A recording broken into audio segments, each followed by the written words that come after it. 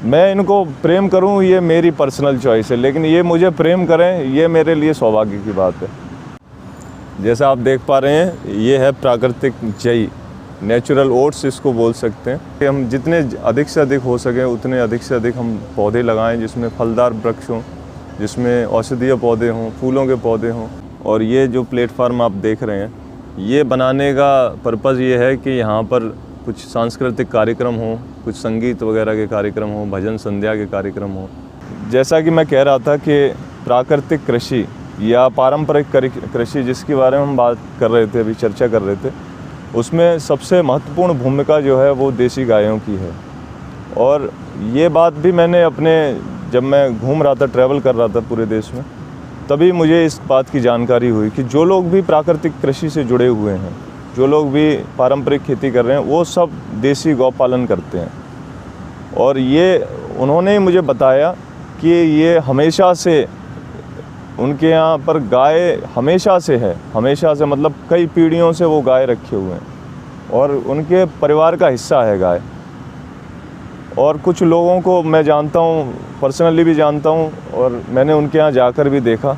जैसे गोपाल भाई सुतारिया हैं अहमदाबाद के, एक राजकोट के हैं सज्जन, एक हमारे सुभाष पालेकर जी, तो बहुत लोग इस देश में जानते हैं उनको क्योंकि उन्होंने जीरो बजट नेचुरल फार्मिंग का कंसेप्ट किसानों को दिया। उन्होंने बहुत किसानों का जीवन परिवर्तन करने में उनका बहुत बड़ा योगदान है।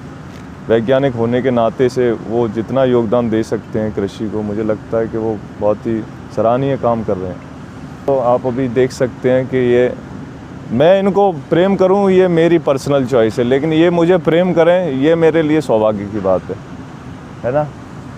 तो ये गायों से प्रेम करना भी, जब मैं इनके संपर्क में आया कि गाय वास्तव में क्या होती है, ये कहने की बात नहीं है।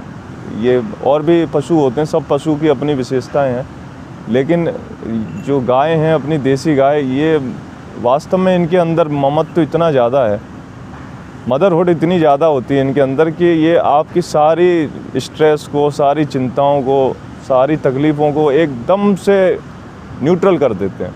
ये मेरा अपना अनुभव है, कम से कम 3 सालों का अनुभव कहता है ये मेरा, और इसके लिए मुझे किसी गवाही की आवश्यकता नहीं है।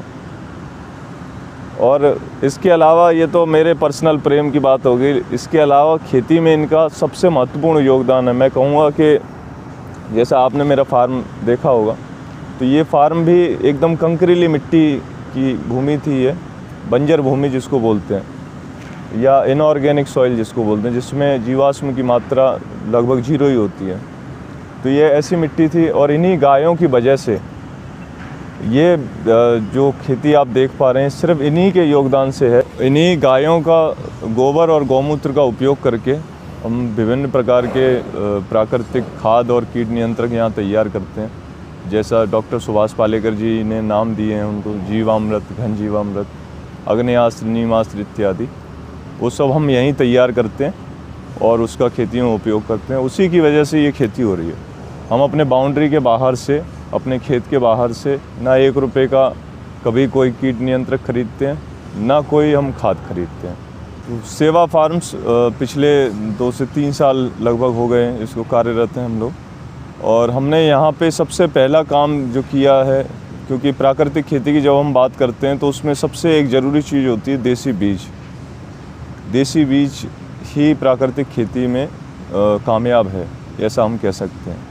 और देसी बीजों को ही हमारे को संरक्षण करना और संवर्धन करना ये एक किसान का दायित्व बनता है, ऐसा मेरा मानना है।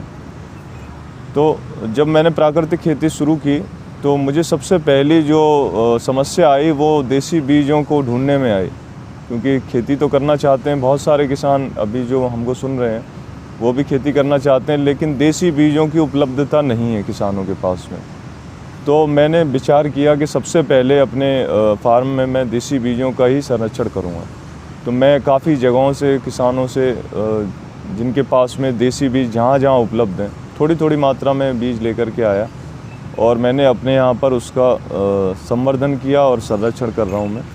मेरे पास में लगभग 50 से अधिक प्रजाति के देसी बीज उपलब्ध हैं, जिसमें अनाज के बीज, दालों के बीज, तिलहन के बीज और सब्जियों के बीज यहाँ पर उपलब्ध हैं इस समय। कृषि को लोग बहुत ही निकृष्ट रूप में देखते हैं कि कृषि में कुछ भी नहीं है या किसान बहुत परेशानी में है। आज की स्थिति यही है वास्तविकता में, और लगभग 98-99% तक मैं किसानों को देखता हूँ जो लोग मोनोक्रॉपिंग कर रहे हैं या मॉडर्न फार्मिंग पे डिपेंड है, उनको वास्तव में बहुत ज़्यादा कुछ बेनिफिट नहीं है।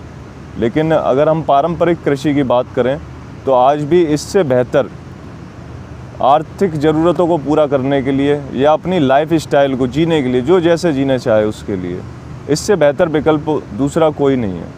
कोई भी नौकरी या कोई दूसरा व्यापार इसकी तुलना में कहीं पर भी नहीं आता है।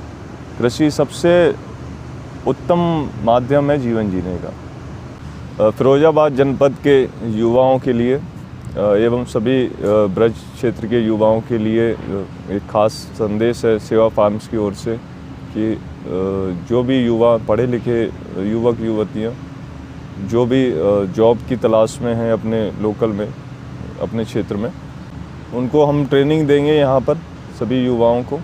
और उसके अलावा मार्केटिंग की जॉब, अकाउंट्स की जॉब या फार्मिंग से रिलेटेड जो भी जॉब्स हैं उसके लिए हमारे वैकेंसी उपलब्ध हैं, तो वो यहाँ पर हमारे यहाँ आकर ज्वाइन भी कर सकते हैं संस्था को।